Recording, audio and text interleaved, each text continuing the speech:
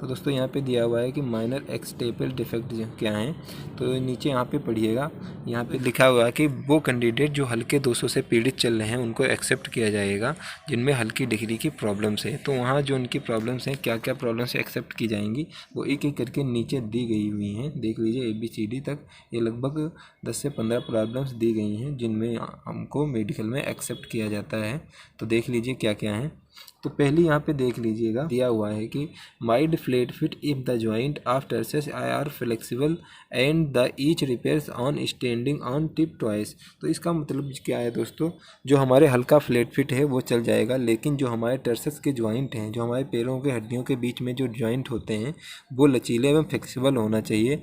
क्योंकि उससे क्या होता है, जब लचीले फ्लेक्सिबल होंगे तो हमें दौड़ने में आसानी होगी। और जब हम पंजों के बल पे खड़े हों तो जो हमारा अर्च है, जो बीच की गोलाई होती है जहाँ से हमें फ्लैट फिट की समस्या उत्पन्न होती है, वो नॉर्मल दिखने लगे। अगर पंजों पे खड़े होने से आपकी वो गोलाई दिखती है तो आप फ्लैट फुट में पास कर दिए जाएंगे। अगर बात करें हम 2 नंबर की, तो इसमें लिखा हुआ है कि mild knock knee with inter malleolar distance 5 centimetre और लेस। तो इसका मतलब है हल्की नोकनी एक्सेप्ट की जाएगी। मतलब नीचे जो आगे उसके दिया हुआ है विद इंटर मालेओली डिस्टेंस 5 सेंटीमीटर और लेस। तो मालेओलर जो डिस्टेंस होता है, जो हमारे पैर की जो नीचे की हड्डियां होती हैं, जो पंजे के ऊपर जहाँ से हमारा पंजा मुड़ता है, तो इनके बीच का जो डिस्टेंस होता है उसको ही बोलते हैं इंटर मालेओलर डिस्टेंस। तो इसमें क्या होता है दोस्तों, अगर आपके घुटने सटते हैं तो आपको यहाँ पे 5 सेंटीमीटर इनको खोल के नोकनी चेक की जाएगी। अगर तब भी आपके घुटने नहीं सट रहे हैं तब तो आपको नोकनी, अगर तब आपके घुटने नहीं सटते हैं तो आपको नोकनी नहीं है। तो दोस्तों 5 सेंटीमीटर हमें नीचे से पैर खोलने का अगर मौका मिलेगा तो पक्का हम में से किसी के घुटने नहीं सटेंगे। किसी किसी के बहुत ही ज़्यादा अंदर को तिरछे होते हैं, उसी को प्रॉब्लम होगी, वरना नोकनी में सभी लोग पास हो जाएंगे। तो नोकनी से घबराने की बिल्कुल ज़रूरत नहीं है। 3 नंबर के पेरे पे क्या लिखा हुआ है, इसमें लिखा हुआ है कि mild bow leg with inter condylar distance 7 centimetre और लेस। तो यहाँ पे क्या लिखा है, जिनको बो लेग की प्रॉब्लम होती है, मतलब जिनके जो घुटने होते हैं नोकनी में अंदर को सटते हैं, बो लेग में जिनके बाहर कोई होते हैं तो उनको समस्या होती है। उनका एक घुटना मानक होता है जिससे वो उसको चेक करते हैं, अगर वो भी अगर क्रॉस हो रहा है तो उनको इसमें बो लेग में पॉइंट मिलता है। तो ये कितना एक्सेप्ट किया जाएगा, चलो ये डिस्टेंस अगर आपके 7 सेंटीमीटर या उससे कम है तो आपको एक्सेप्ट किया जाएगा। तो इससे दोस्तों घबराने की जरूरत नहीं है। अगर किसी को ये समस्या है तो आप अपने आप ही घर में किसी से कोई लकड़ी वगैरह 7 सेंटीमीटर नाप के चेक कर सकते हैं कि आप फिट हैं या नहीं है।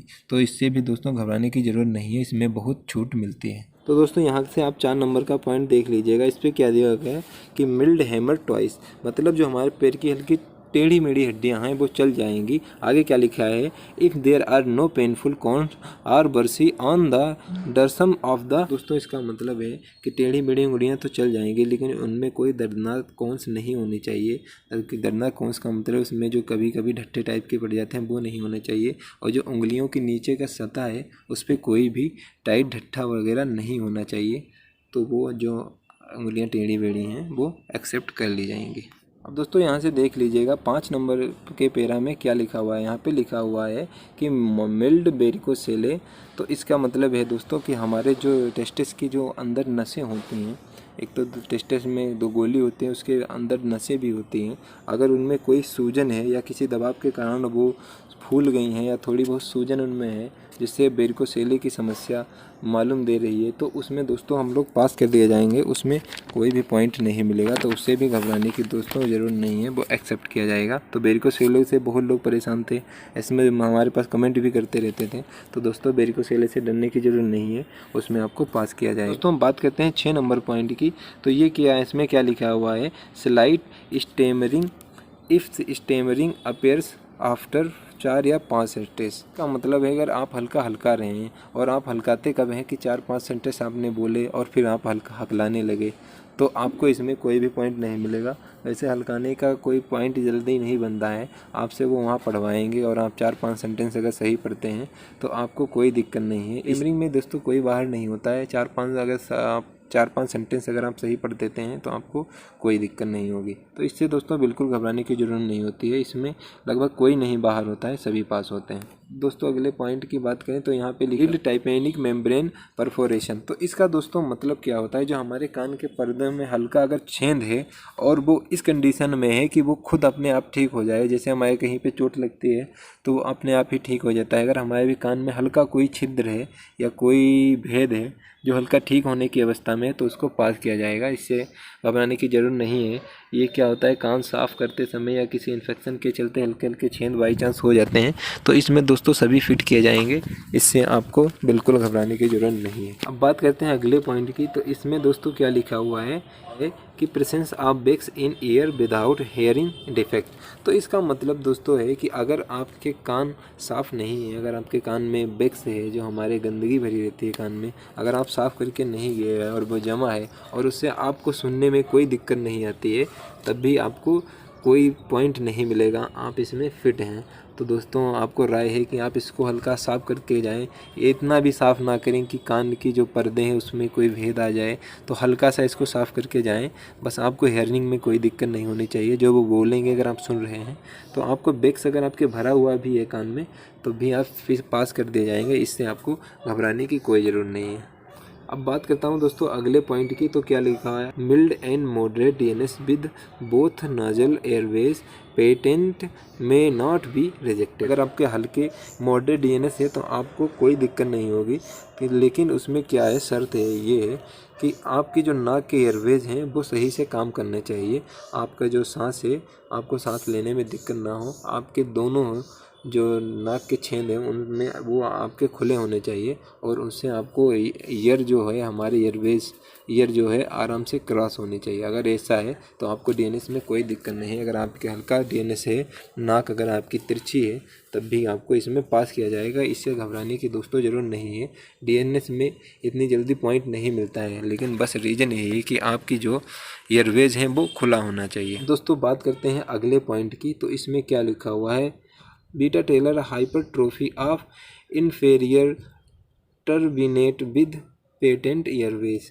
तो इसका मतलब दोस्तों है कि अगर आपकी नाक में हमेशा जुखाम टाइप का रहता है, जैसे आपकी नाक हमेशा गीली रहती है या बहती रहती है, तो उसके साथ साथ अगर आपके सांस लेने में कोई दिक्कत नहीं है तो आप इसमें पास हैं। जिससे क्या होता है कि कभी कभी ऐसा जुखाम या ऐसा रहता है कि लोगों की नाक बंद रहती है और किसी किसी को ये समस्या परमानेंट हो जाती है जो कभी ठीक ही ना होती है। अगर इसकी ऐसी समस्या अधिकतर ज़्यादा एज में होती है। अगर आपको किसी को ऐसी समस्या है और उसमें क्या है, अगर आप सांस ले रहे हैं, आपके दोनों एयरवेज काम कर रहे हैं, तो आपको इसमें पॉइंट नहीं मिलेगा, आप इसमें भी पास किए जाएंगे। दोस्तों बात करते हैं अगले पॉइंट की। तो अगला पॉइंट क्या दिया गया है कि only prominence of veins in the lower limb to be accepted. तो ये जो समस्या है दोस्तों काफ़ी इंपॉर्टेंट है। अगर जो नसें जो हमारे फूलती हैं ना पैरों में, ये इसमें क्या लिखा हुआ है कि लोअर लिम्फ, जो प्रोमिनेंस और वेरिकोवेल्स टाइप की जो नसें हैं वो लोअर लिम्फ में ही एक्सेप्टेड हैं। अगर इसके अलावा कहीं पे होंगी तो आपको पॉइंट मिल सकता है। अगर लोअर लिम्फ में है आपके तो ये चल जाएंगी और इससे आपको घबराने की कोई ज़रूरत नहीं होगी। अगला पॉइंट देख लीजिए, इस पे क्या लिखा है, loss of only soft tissue of terminal phalanx in the little finger. तो इसका दोस्तों पूरे का मैं मतलब बता देता हूँ। इसका क्या है कि एक या दोनों हाथ की जो छोटी उंगलियां हैं उनका जो टर्मिनल फ्लेक्स है, मतलब इसका मतलब है जो छोटी उंगली होती है हमारे हाथों की, उसकी जो बीच की हड्डी होती है उसके ऊपर जो नरम टिश्यू, नरम भाग होता है, अगर उसको नुकसान है थोड़ा बहुत तो वो एक्सेप्ट किया जाएगा। लेकिन सिर्फ हमारे हाथों की छोटी उंगलियों पे ये एक्सेप्ट किया जाएगा। बाकी अगर उंगलियों में दिक्कत है तो आपको पॉइंट मिल सकता है, लेकिन छोटी उंगली में अगर आपके कोई दिक्कत है तो आपको पॉइंट नहीं मिलेगा, एक्सेप्ट किया जाएगा। क्योंकि अगर इसका देखा जाए तो इसका उंगली का इतना ज़्यादा काम नहीं रहता, लेकिन होनी चाहिए। लेकिन अगर हल्का इसका टिश्यू ख़राब है तब भी आपको कोई दिक्कत नहीं, एक्सेप्ट किया जाएगा। बात करते हैं अगले पॉइंट की, जो सबसे इम्पोर्टेंट पॉइंट है मेरे हिसाब से, जिसके सबसे ज़्यादा हमारे पास कमेंट आते हैं। तो इसमें लिखा है dates with carrying angle up to 20 degree may be accepted if the same is not associated with abnormality of elbow joint. तो इसका मतलब है दोस्तों कि जो कैरी एंगल है वो 20 डिग्री तक एक्सेप्ट किया जा सकता है, लेकिन कब, जब हमारी कोहनी का जोड़ सही से काम करे, मतलब वो असामान्य नहीं होना चाहिए, वो सही से जुड़ा होना चाहिए, उसमें कोई दिक्कत ना हो। अगर आपकी कोहनी का जोड़ सही है, मतलब क्या होता है, कभी कभार किसी के चोट लग जाती है कोहनी में, या कोहनी की हड्डी टूट जाती है, जब जुड़ती है तो वो असामान्य तरीके से हो जाती है। अगर आपकी नॉर्मली है, अगर आपके नॉर्मली दिखती है, आपको कोई समस्या उसमें नहीं है, और आपका कैरिंग एंगल 20 डिग्री तक एक्सेप्ट कर लिया जाएगा, तो इससे भी दोस्तों घबराने की ज़रूरत नहीं है। कैरिंग एंगल 20 डिग्री तक एक्सेप्ट किया जाएगा, इससे आप बिल्कुल निश्चिंत रहिए। जो कैरी एंगल से हमारे भाई लोग डर रहे थे, तो उनको घबराने की ज़रूरत नहीं है। Only because of tilting of pelvis और ड्रॉपिंग ऑफ शोल्डर में not be some specific disease and disability. तो इसका मतलब दोस्तों साधारण आपको मैं बता दूं, इसका मतलब क्या होता है, जो हमारे कंधे होते हैं वो आगे झुके होते हैं कभी कभार किसी के, और जो हमारी पेल्विस होती है, पेल्विस मतलब जो हमारे कमर का हिस्सा होता है नीचे का, वो कुछ लोगों का बाहर को निकला हुआ होता है या कुछ का अंदर को होता है। जो हमारा एक सीधी स्ट्रेट बॉडी है उससे थोड़ा हटके होता है, तो उसमें भी आपको एक्सेप्ट कर लिया जाएगा। कई भाइयों के मैसेज आते थे कि जिनके शोल्डर अंदर को तिरछे हैं या जिनके शोल्डरों में झुका हुआ है, तो दोस्तों यहाँ पे लिखा हुआ है साफ साफ, उनको इसमें रिजेक्ट नहीं किया जाएगा, उनको पास किया जाएगा, उनको इसमें घबराने की जरूरत नहीं है। तो अगला पॉइंट दोस्तों देख लीजिए, इसमें क्या लिखा हुआ है, cervical rib without any functional disability. तो दोस्तों ये क्या होता है, ग्रीवा पसली होती है जो हमारी गर्दन होती है, एक इसमें अतिरिक्त पसली हो जाती है। ये सबके नहीं होती है, लेकिन जिनके हो जाती है उनको भी मेडिकल में बाहर नहीं किया जाएगा। लेकिन उसमें क्या होता है, जो हमारी कार्य कुशलता होती है, जैसे हम ट्रेनिंग करें या कोई भी काम करें, तो उससे हमें प्रॉब्लम नहीं होनी चाहिए। अगर उससे आपको प्रॉब्लम हो रही है तब तो आपको इसमें पॉइंट मिल सकता है। अगर आपको उससे कोई प्रॉब्लम नहीं है तो आपको इसमें पास किया जाएगा, इससे आपको घबराने की ज़रूरत नहीं है। अगला दोस्तों देख लीजिए क्या लिखा हुआ है कि only tremors without any organic cause. जो हमारे कपकपी या थरथराहट होती है हमारी बॉडी के किसी हिस्से में, सिर से लगा के पैर तक अगर किसी हिस्से में थरथराहट होती है तो उसमें आपको पास किया जाएगा, लेकिन वो किसी ऑर्गेनिक कारण या जैविक कारण नहीं होना चाहिए, तो उसमें आपको पास किया जाएगा। अगर आपके कोई हाथ या थरथराहट है, जैसे किसी के हल्के हाथ कांपते हैं, अगर उसमें कोई जैविक कारण नहीं है तो आपको इसमें पास किया जाएगा, इससे घबराने की ज़रूरत नहीं है। तो उसमें लड़के बहुत परेशान रहते हैं कि हाथ सीधे करवा के हाथ में वाइब्रेशन है या कंपन है थोड़ा, तो वो चल जाएगा दोस्तों, इतना उसमें घबराने की ज़रूरत नहीं है। अगला देख लीजिए यहाँ पे क्या लिखा हुआ है। तो इसका मतलब दोस्तों क्या है मैं बता देता हूँ कि अगर आपकी आंख में कभी ट्रेकोमा हुआ है, या अगर आपकी ट्रेकोमा क्या है, हमारी आंखों की ऊपर की जो पलक होती है उसके अंदर हो जाता है, अगर आपने उसका इलाज करवा लिया है तो आपको उसमें पास किया जाएगा, उसमें आपको घबराने की कोई ज़रूरत नहीं है। Any other slide defect which in the opinion of the recruiting medical officer, ऐसा कोई भी हमारे जीवन का दोष, जो हमारी कोई समस्या है जिसकी वजह से मेडिकल ऑफिसर को ये लगना चाहिए कि इससे उसको कोई भी दिक्कत नहीं होगी, तो उसमें आपको पास किया जाएगा। लेकिन मेडिकल जो हमारा ऑफिसर होता है वो इसमें पूरी तरीके से संतुष्ट होना चाहिए, तभी आपको इसमें पास करेगा। तो इससे भी घबराने की ज़रूरत नहीं होती है, डॉक्टर लोग अधिकतर इसमें पास ही कर देते हैं। अगर हमारी कोई अदर समस्या है, जैसे इसमें जो समस्याएं नहीं भी हैं इसमें दी गई हैं, उनके लिए बात कर रहा हूँ, तो वो डॉक्टर पे डिपेंड होती हैं, तो उसमें भी आपको पास कर दिया जाता है। कर दो यार, तुम्हारे पैसे थोड़ी ना कट रहे, कर दो। अब अगर तुम लोग नए हो तो यार सब्सक्राइब करो, वो जो लाल वाला बटन है उसके साथ मैरी गो राउंड खेलो या फिर टीपी